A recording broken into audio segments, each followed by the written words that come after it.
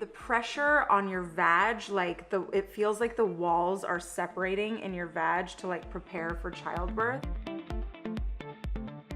Hi everyone, welcome back to my channel. You know who this is. Hello Sharzad. everyone. Also have another special guest. This is Liz Hunterton, one of my bestest friends from a long time ago. Many moons. They were pageant girls together. You guys, I am in the presence of Miss New Mexico and Miss Nevada right now. I think that's kind of a big deal. It's not. 2004, so it's not even a little deal. Today's topic is what no one tells you.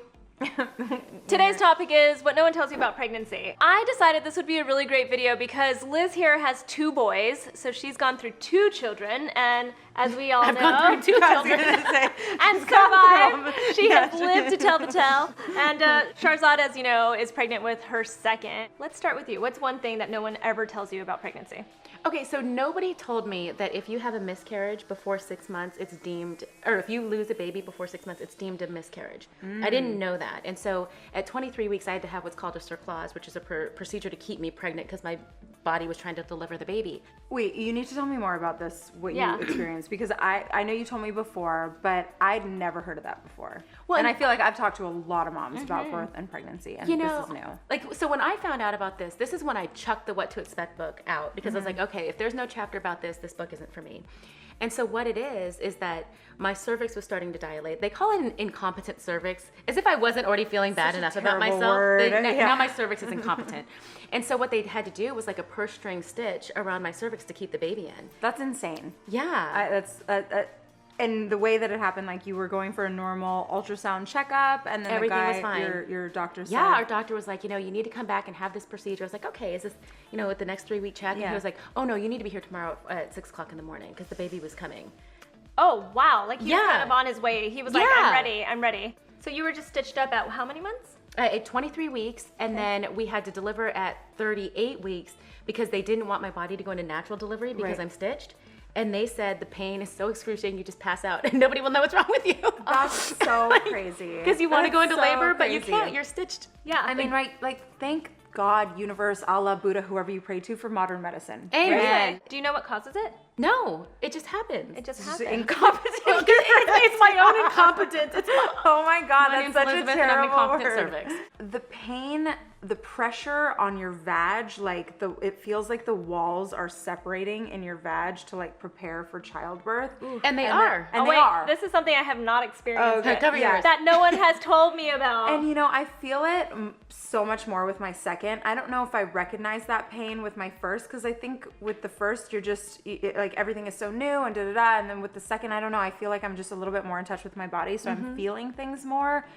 And that pressure on my vag, it's so intense and it hurts so bad, and it's like nothing I've ever felt before, because literally it's like your bones are separating to prepare for a baby to come down the walls, right? You're like, just what I wanted, a really loose vag wall. But it's like, I know, TMI, I'm sorry, but you guys saw the title of the video, so there was what no one told told you about pregnancy. Everyone said you pee a lot. Yeah, right. Of course. You pee a lot. You always need to pee when you're pregnant. I've experienced that, but no one ever told me that you might go pee. You might feel like you have to actually pee.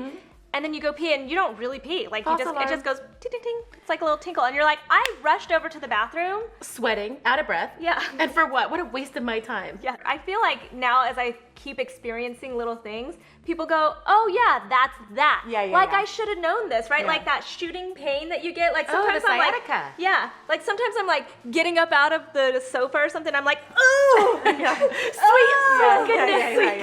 We actually went to lunch the other day. Oh yeah. And I was parking and I hit the brake kind of hard with my foot and it just cramped up suddenly. Yeah. And I left her waiting inside the restaurant for a good 5 minutes because I was like, I had to take my shoe off. Only because you opened the floodgates with TMI. Okay, nobody told me that epidurals can cause constipation. Oh, you were doing. And I will tell you, worse than labor, worse than a cerclage. I was literally on the toilet after delivery for an hour and 45 minutes, and I was crying and I was sweating, and it was the most humbling moment of my entire life. Did you have to get help? I had to get 4 doses of stool softener. Wow. And so every pregnant woman, I'm like, be proactive. Take the stool softener before you get the epidural because it's brutal. You can't really use anything down there. No, and your muscles are so sore, your body's sore, and you add that pressure on, and it's like, come on. And then you're constipated. So it's like I have an incompetent cervix and I'm constipated? Come on, give me a break. See, I don't think I had that because this is so gross. Go no. It's a safe place. It is a safe place. It's just the internet. With my first, I wanted to have like a natural water birth, and so my son was 2 weeks late because I was under the care of a midwife. And if you are under the care of a midwife, they'll usually let you go 2 weeks over, and then they usually cut it off, and they're like, okay, let's get you under the care of like more of a Western style doctor. So when I got to like 41 weeks and 6 days, I was like, oh no, I'm so over this. So I started chugging castor oil. No, you didn't. I don't know if you know what that does. I do know what it does. But so that didn't affect you. Oh, wait. No... Does that make you go? That does. Because I watched the night of, and that's what they do. Yes, to get the drugs out. It's funny. Chug castor oil. When I saw that, I started laughing. No. My husband and I You like looked at each flashback? other, we're like, yep. I'm making mental notes. Yeah. You know, I mean, the other thing is there's so many things that you don't expect, right?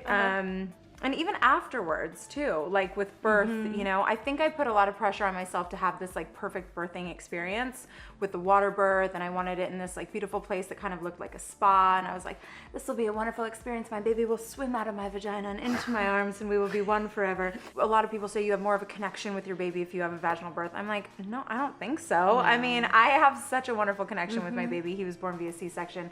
I was born via C-section, and I mean, my mom and I couldn't be closer.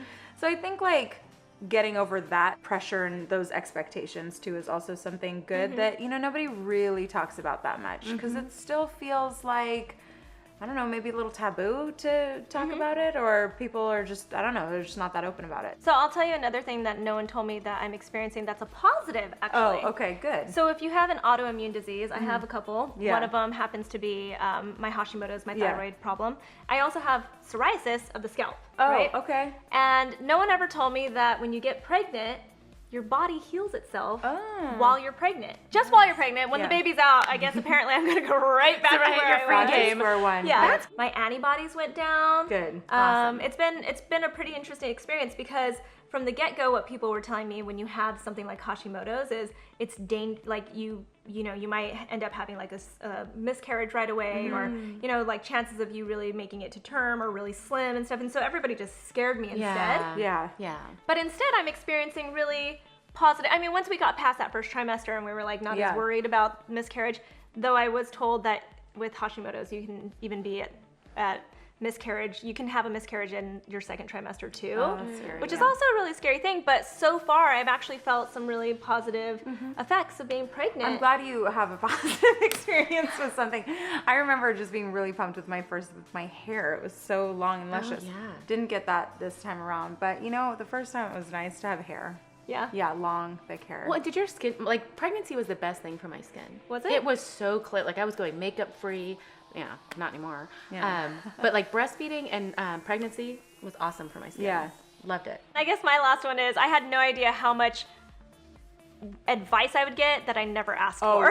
Oh yeah. People sending me books that they think I should read. I mean, all coming from a good place. I was just gonna say, it comes from a good place, I think 90% of it. Yeah. You know, I think the thing that I'm learning from my friends like you is that people don't tell you things, but you get through it, right? You have no choice. And maybe they don't tell you things because they want you to get pregnant. Yeah. And they know that if they told you the truth, you might not get pregnant ever. Tell us in the comments if you experienced anything that nobody ever told you about pregnancy, or if we told you anything that you'd never heard about. I'm sure all of us can comment right back too if you have questions about what we've gone through and are experiencing in this case. You know, tell me what you want to see in some of the next videos. I have one on my thyroid coming up soon with one of my friends who also has Hashimoto's. And then I still have to introduce you guys to Arun, my husband. She's got to do a gender reveal. And a gender reveal. I'll do that soon. Thank you so much for your support. Bye. Bye.